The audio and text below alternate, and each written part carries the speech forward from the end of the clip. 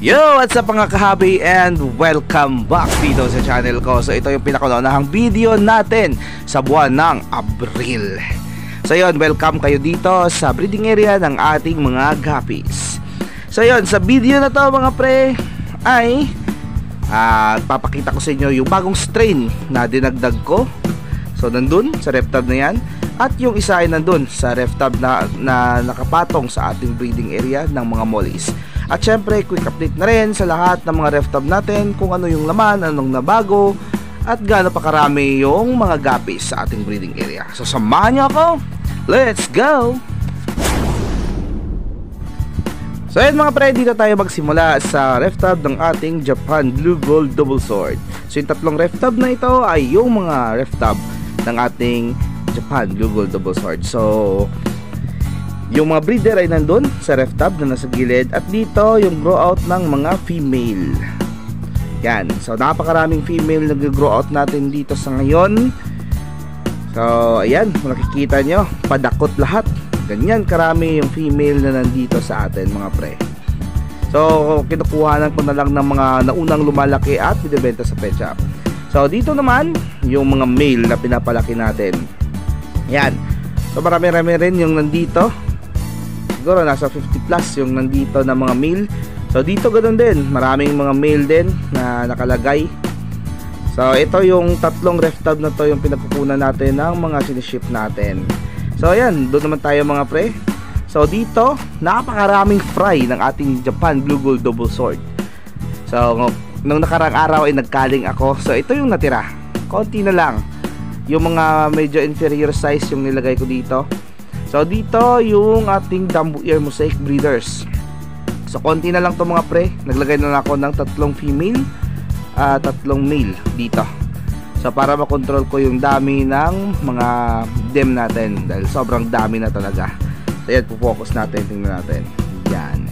So tingnan nyo naman kung gaano kalaki yung mga breeders ng ating Dumbo Ear Mosaic. Kapag lumuwa yan, almost 100 pieces. Kaya nahihirapan tayo mag-grow out.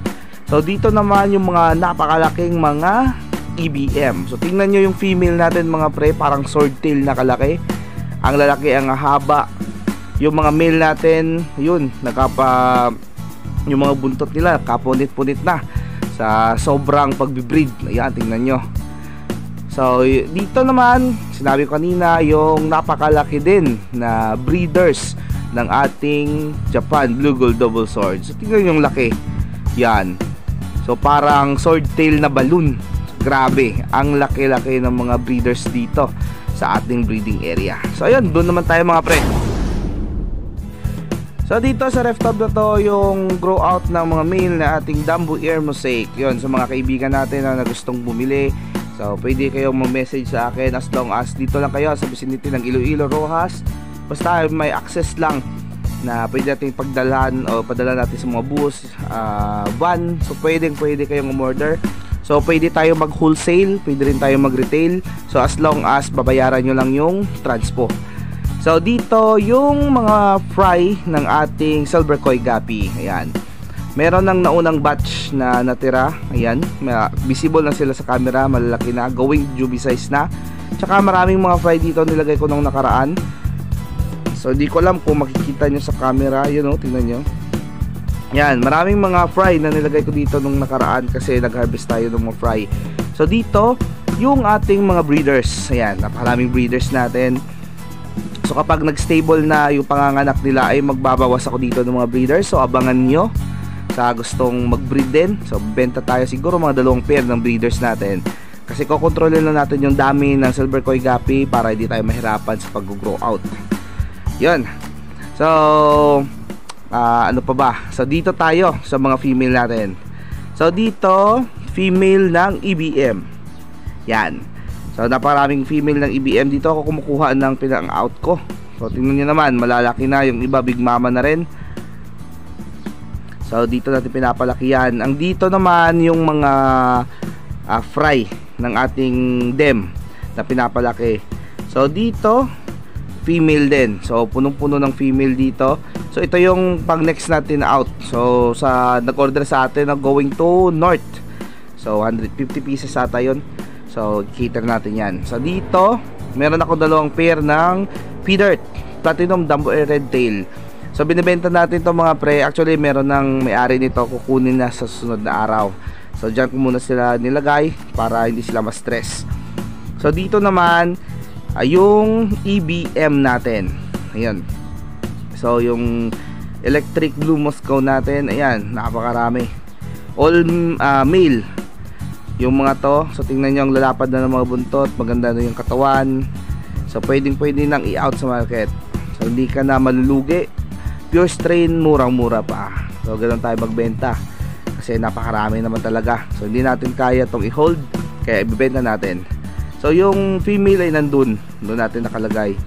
So iniingatan natin dyan yung mga female natin, pinapalaki natin. So dito yung mga fry ng EBM natin, tsaka sa gilid, sa kabila, sa kaliwa, yung ating Dumbo Ear Mosaic fry.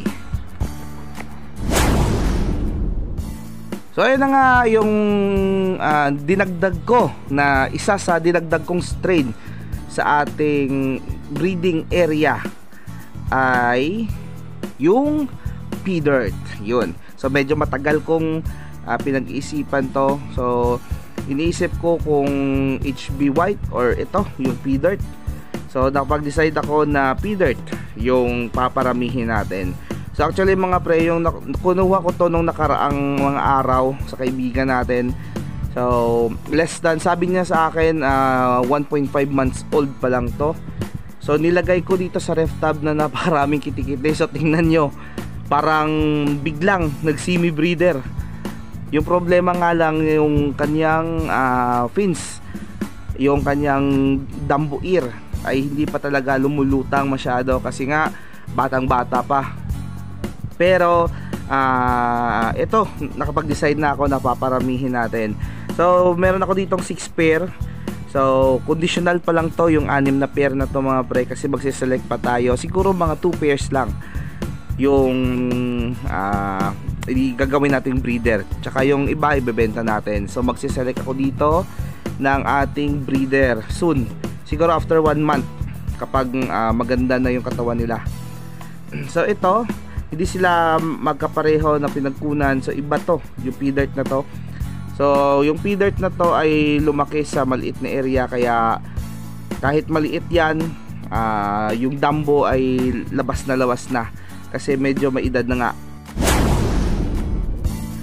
So ayun mga pre, dito sa ref tab na to ay yung pangalawang strain ng gapi na naisipan ko na paramihin.